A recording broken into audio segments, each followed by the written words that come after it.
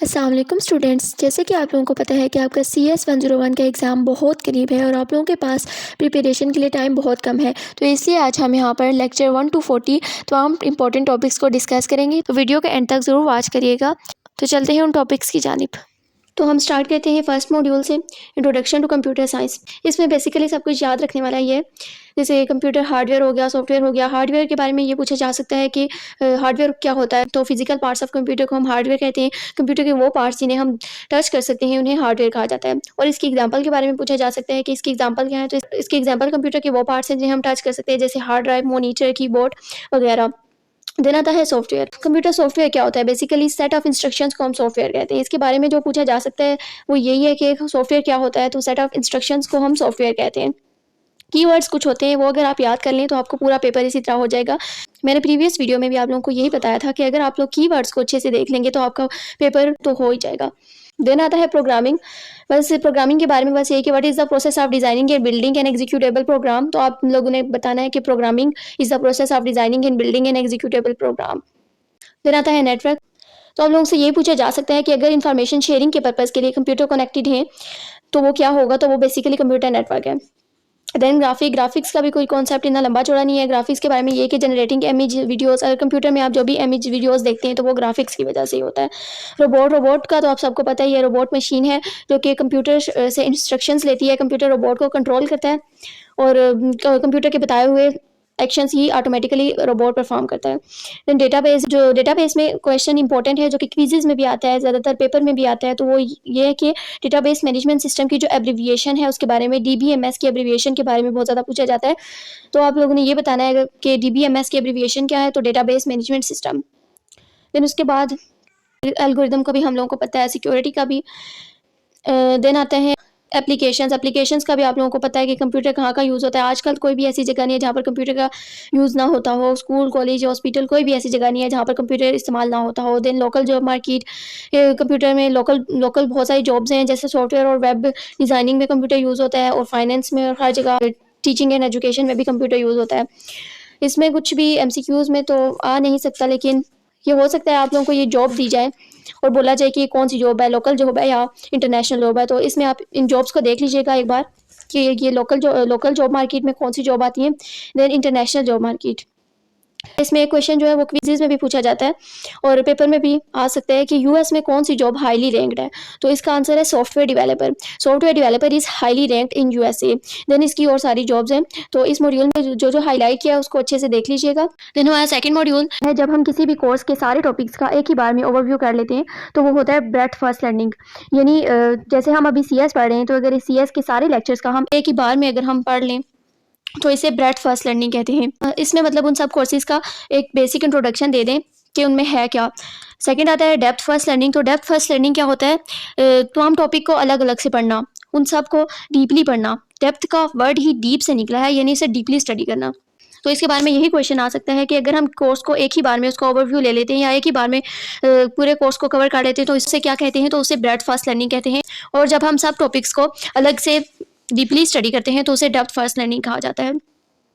फिर उसके बाद बताया गया है कि हम इनमें क्या पढ़ेंगे।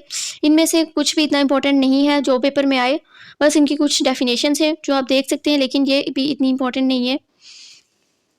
बस डेटाबेस मैनेजमेंट सिस्टम, ये वही दोबारा आ गया जो कि मैंने पहले भी फर्स्ट मॉड्यूल में बताया कि DBMS की एब्रिविएशन आ सकती है।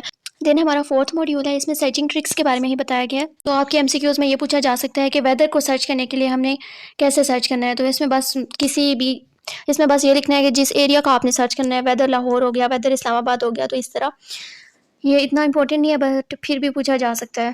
देन हमारा मॉड्यूल 5 सर्च ऑपरेटर्स, इसमें सर्च ऑपरेटर के बारे में बताया गया है। बस ये आपका क्वेश्चन हो सकता है कि सोशल मीडिया पे आप ये हो सकता है कि गूगल पे आप किसी भी सोशल मीडिया के बारे में कुछ भी सर्च करना चाह रहे हैं तो आपने इधर @ और उस सोशल मीडिया प्लेटफॉर्म का नाम लिख देना है बस। अगर आप लोगों ने प्राइस के लिए सर्च करना है तो आपने PKR यूज़ करना है। अब चलते हैं मॉड्यूल 6 की जानिब।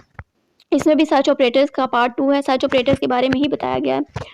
तो अगर हमने रेंज में ये बात याद रखें कि अगर आपने कभी भी रेंज में कोई भी चीज़ सर्च करनी है, इस रेंज से लेकर उस रेंज तक, कोई भी आपने प्राइस की रेंज सर्च करनी है कुछ भी, तो आपने बीच में डॉट लगाना है। बूलियन ऑपरेटर्स जैसे एंड और हम यूज़ करते हैं किसी भी चीज़ को फाइंड आउट करने के लिए। एंड पेपर में पूछा जा सकता है कि अगर आपने किसी स्पेसिफिक साइट के बारे में सर्च करना है तो आप वो कैसे करेंगे। तो अगर आपने सर्च करना है वर्चुअल यूनिवर्सिटी यूट्यूब पे कोई वीडियो देखनी है तो आप इसके बीच में कोलन का यूज़ कर सकते हैं, जैसे virtual university site colon youtube.com। Then searching related website, अगर रिलेटेड वेबसाइट के बारे में तो यहाँ पर रिलेटेड या इन्फो का वर्ड आप यूज़ कर सकते हैं। सर्चिंग का कैशेड वर्जन, इसमें ये क्वेश्चन है कि अगर आपने किसी भी वेबसाइट का कैशेड वर्जन सर्च करना है तो आप क्या लिखेंगे, इसकी टाइप क्या है। तो इसकी टाइप ये है कि आप लोगों ने कैशे लिखना है, आप लोगों ने कैशे कोलन youtube.com या कैशे google.com या इस तरह। तो हमारे इस मॉड्यूल में बस यही कुछ था जो एमसीक्यू से रिलेटेड था। देन मॉड्यूल 7, इसमें भी सर्च ऑपरेटर का पार्ट 3 हम कंटिन्यू कर रहे हैं। इसमें stock operators, map operator, computer में बेसिकली कुछ भी रटा लगाने वाली बात नहीं होती, बस आपका ऑब्जेक्टिव बेस्ड पेपर आता है। तो बस कुछ कीवर्ड्स याद कर लें आप। और आगे इन title, all in title, in URL, इनके बारे में एमसीक्यू में बस इनकी डेफिनेशन दी होगी और पूछा जाएगा कि इन टाइटल है, ऑल इन टाइटल है या इन यूआरएल है।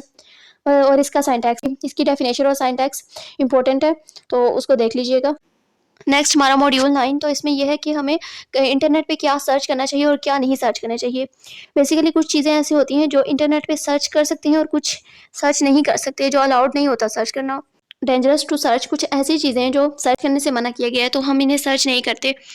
तो एमसीक्यू में बस ये पूछा जा सकता है कि इनमें से कौन सी ऐसी चीज़ें हैं जो सर्च करने से अवॉइड किया गया है। तो आप लोग इनको अच्छे से देख लें तो आप लोग फिर बता सकते हैं कि ये कौन सी ऐसी चीज़ें हैं जो हम सर्च नहीं कर सकते। और इसके अलावा हमने साइबर सिक्योरिटी अटैक से भी अवॉइड करना होता है, तो इसलिए हम फ्री म्यूज़िक, हैकर जो हैं वो ज़्यादातर अपने वायरसेस को किस तरह फैलाते हैं इस वेबसाइट में। तो इसमें ये एमसीक्यू हो सकता है कि जो हैकर्स होते हैं वो अपने वायरसेस को आपकी वेबसाइट में ज़्यादा किस चीज़ के ज़रिए फैलाते हैं। तो ज़्यादातर ये फ्री म्यूज़िक के ज़रिए फैलाते हैं, तो इसका आंसर होता है फ्री म्यूज़िक। अनप्लेजेंट रिजल्ट्स, ये भी पूछा जा सकता है कि कौन सी ऐसी चीज़ें हैं जिनके अनप्लेजेंट रिजल्ट्स आते हैं और इनको सर्च नहीं करना चाहिए। तो ये स्मोकर लंग्स और स्किन कंडीशन। हमारा नेक्स्ट मॉड्यूल है मॉड्यूल 10, रूट्स ऑफ कंप्यूटिंग। ये बहुत ही इंटरेस्टिंग है और ये पेपर में ज़्यादातर इसमें आ भी सकता है। तो अबैकस के बारे में ये पूछा जा सकता है कि जो सबसे अर्लियर कंप्यूटिंग डिवाइस थी वो कौन सी थी, तो वो अबैकस थी। तो जो भी हाईलाइट यहाँ पर हुआ है एमसीक्यूज में आ सकता है। ये भी पूछा जा सकता है कि सबसे पहले अबैकस कहाँ पर यूज़ होता था, तो चाइना में और ग्रीक और रोमन सिविलाइजेशंस में ये अबैकस सबसे पहले यूज़ किया जाता था। टेक्नोलॉजी ऑफ गियर्स, तो इसमें एमसीक्यू में ये इंपॉर्टेंट डेट्स पूछी जा सकती हैं जो यहाँ पर हैं, आप लोग इनको हाईलाइट कर लीजिएगा और साथ में नाम। तो इसमें एमसीक्यू में ये इंपॉर्टेंट डेट्स पूछी जा सकती हैं जो यहाँ पर हैं, आप लोग इनको हाईलाइट कर लीजिएगा और साथ में नाम। इन सब के नाम और इनकी डेट्स जो हैं वो बहुत ज़्यादा इंपॉर्टेंट है, इसको एक बार आप लोगों ने ज़रूर देखना है। ये डेट्स आप याद कर लें, अपने जहन में रख लें और इनको ज़रूर याद करना है आप लोगों ने। देन है पंच कार्ड, तो इसका ये इम्पोर्टेंट, सबसे मोस्ट इम्पोर्टेंट जो है, ये पंच कार्ड बनाए किसने हैं। तो ये पंच कार्ड जो है वो हेरमन होलीरेथ ने बनाए, यूएस में बनाए और 1890 में बनाए। तो ये 1970s तक यूज़ होते रहे। उसके बाद ENIAC, इसकी एब्रीविएशन बहुत ज़्यादा पूछी जा सकती है, क्विज़ेस में भी पूछी जाती है और पेपर में भी इसकी एब्रीविएशन पूछी जा सकती है, जो है electronic numerical integrator and calculator. Then जहाँ पर मोस्ट इम्पोर्टेंट है फैक्ट शीट ऑफ ENIAC, इसके एक एक पॉइंट को आपने अपने जहन में रखना है। आप लोग इसको देख लें, इसमें कैपेसिटर कितने यूज़ हो रहे हैं, इसमें रजिस्टर्स कितने यूज़ हो रहे हैं, इसमें इलेक्ट्रिसिटी कितनी यूज़ हो रही है, वेट इसका कितना है, कॉस्ट और प्राइस कितनी है, ये सब कुछ आप अच्छे से याद कर लीजिएगा। देन हमारा मॉड्यूल 11 आता है जो बहुत ही इंपॉर्टेंट टॉपिक है और बहुत ही इंटरेस्टिंग टॉपिक है, बिट्स। इस एमसीक्यू के आने के चांसेस बहुत ज़्यादा हैं कि बेसिक यूनिट ऑफ स्टोरेज क्या है, तो बिट है। Bit is the basic unit of storage और ऑल काइंड ऑफ इंफॉर्मेशन, जितनी भी इंफॉर्मेशन है वो बिट्स में स्टोर होती है। जो इंफॉर्मेशन स्टोर करने का सबसे छोटा पैमाना हम कह सकते हैं वो बिट है। देन बेसिक इसके पैटर्न के बारे में पूछा जा सकता है, तो इसका पैटर्न 0 और 1 है और ये बाइनरी डिजिट की शॉर्ट फॉर्म है। What is the short form of binary digits, इसका आंसर हो सकता है bit is the short form of binary digit. और 1 बिट में एक वैल्यू होती है, या 0 या 1। और बिट को हम रिप्रेजेंट कैसे करते हैं, बिट को हम text, audio, video, images etcetera के जरिए रिप्रेजेंट करते हैं। बिट की यूनिट्स, ये भी बहुत इंपॉर्टेंट है, आप इस टेबल को याद कर लें कि एक बाइट कितनी होती है, 8 बिट्स, एक kilo byte, 1 mega byte, 1 giga byte, tera byte, इन सब के बारे में आप याद कर लें, ये मोस्ट इंपॉर्टेंट टेबल है। देन पैटर्न यूजिंग बिट्स, तो इसका भी जो टेबल है बिट्स और नंबर ऑफ पैटर्न्स, इसके टेबल को आप अच्छे से याद कर लीजिएगा। मॉड्यूल 12 है बूलियन ऑपरेटर्स, तो ये जॉर्ज बूल ने बनाया था, इसको आप याद रखिएगा। बूलियन ऑपरेटर्स क्या होते हैं, एंड और नॉट। उसके बाद एंड बुलियन ऑपरेटर है, इसका एमसीक्यू में पूछा जा सकता है कि वो कौन सा बुलियन ऑपरेटर है जिसका आंसर तब 1 होगा जब दोनों 1 होंगे, अदरवाइज 0 होगा तो आप लोग बता सकते हैं कि वो एंड बुलियन ऑपरेटर है। देन और बुलियन ऑपरेटर, और में क्या होता है कि अगर कोई भी हमारा इनपुट 1 है तो हमारा आउटपुट 1 ही आएगा। देन एक्सक्लूसिव और बुलियन ऑपरेटर है कि इसमें 1 तब आता है जब दोनों डिफरेंट हो, जैसे एक 0 और एक 1 हो तब 1 आता है, और अगर दोनों ही 0 या दोनों ही 1 हो तो इसमें 1 नहीं आएगा। देन नॉट ऑपरेशन, जब हमारा इनपुट 1 होगा तो इसका आउटपुट 0 होगा, और जब हमारा इनपुट 0 होगा तो आउटपुट 1 होगा।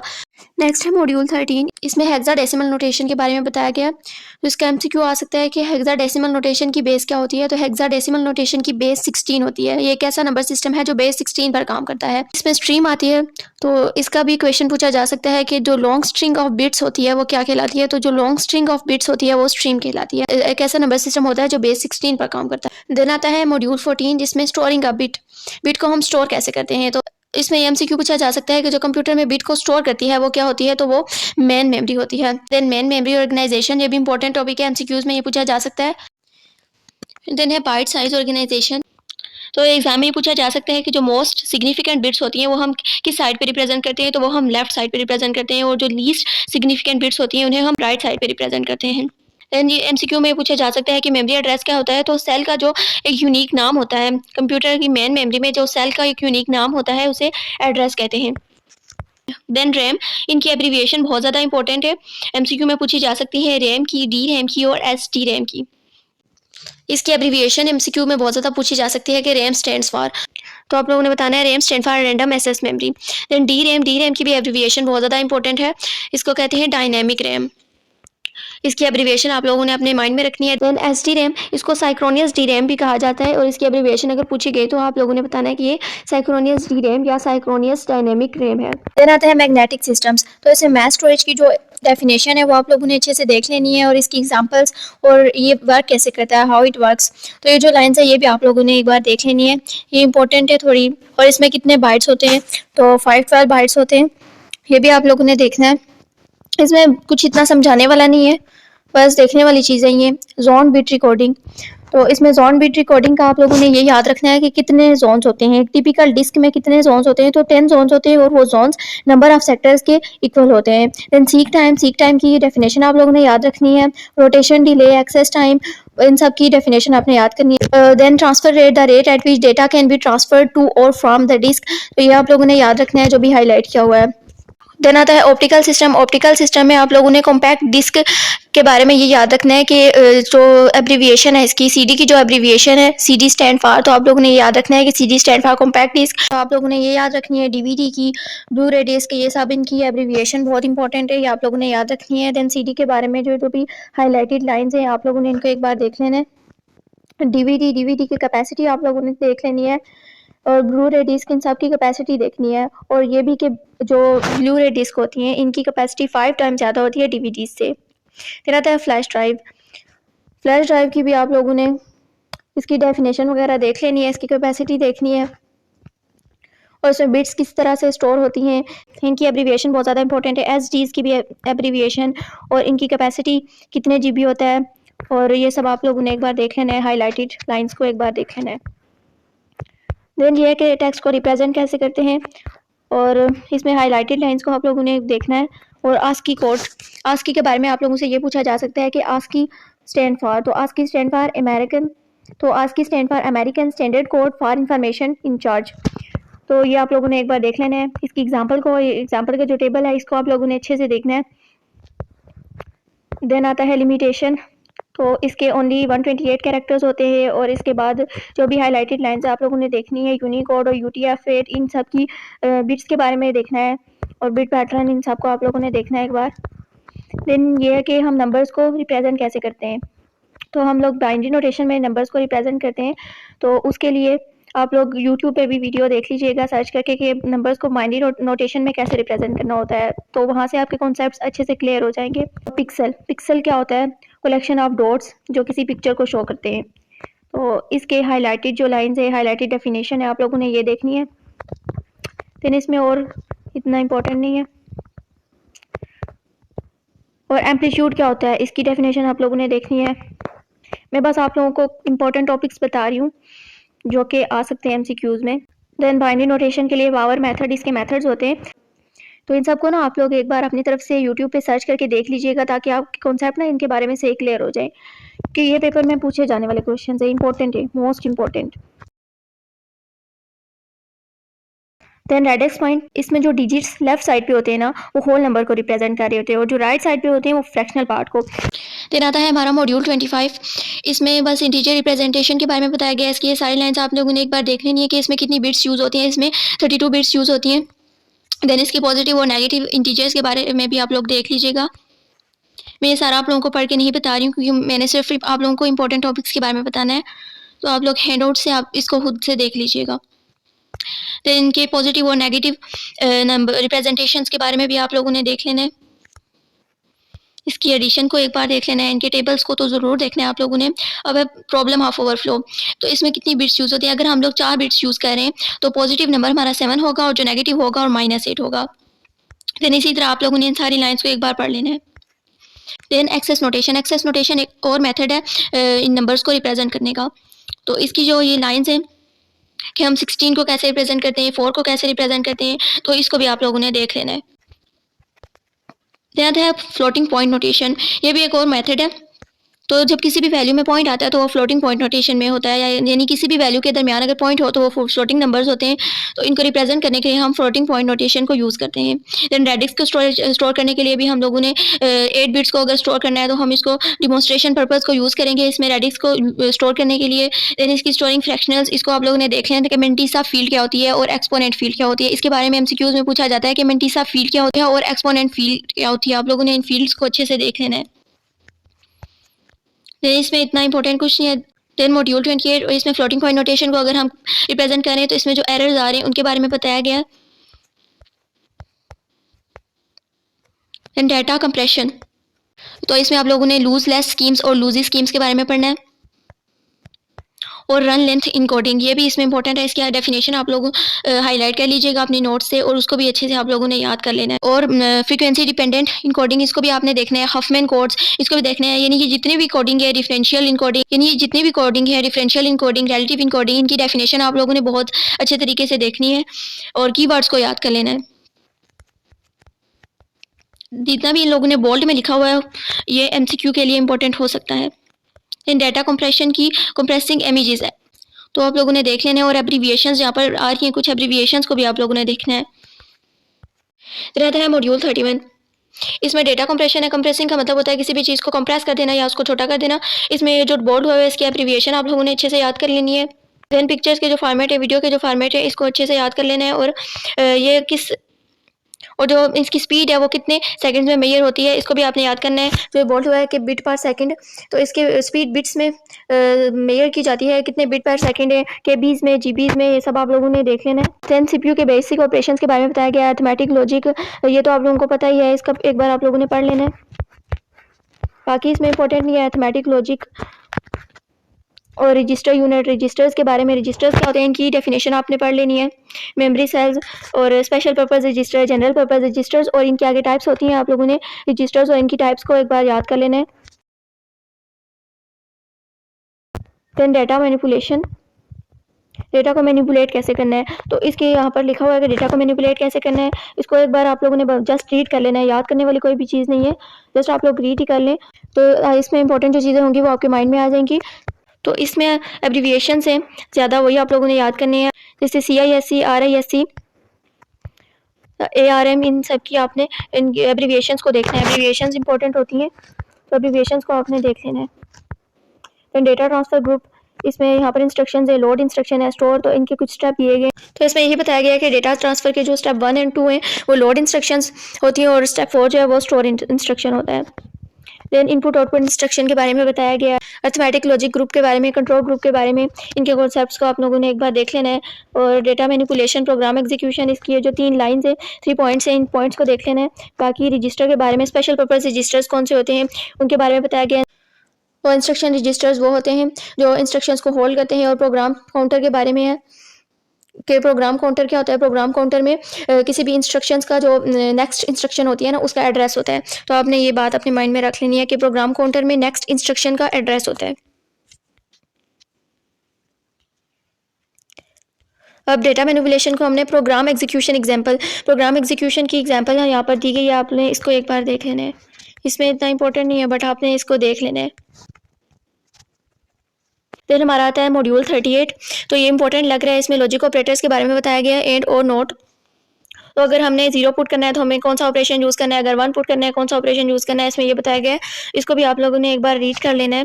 और मास्किंग के बारे में बताया गया है। तो जो एंड ऑपरेशन है वो मास्किंग की एग्जाम्पल है। और आगे बिट मैप के बारे में बताया गया है।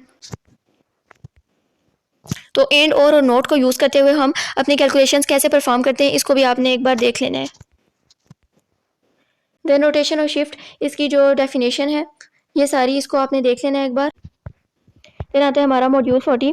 इसमें मैथमेटिक ऑपरेटर्स के बारे में बताया गया है कि तो ये मल्टीप्लिकेशन, डिवीजन और रिमेंबर के बारे में बताया गया है। तो आपने ये जो लाइन्स है इनको पढ़ लेना है। तो मल्टीप्लिकेशन क्या होता है, रिपीटेटिव एडिशन। और इसमें अगर हम 8 को 3 से मल्टीप्लाई करना चाहेंगे तो हम 8 को 3 टाइम्स ऐड करेंगे।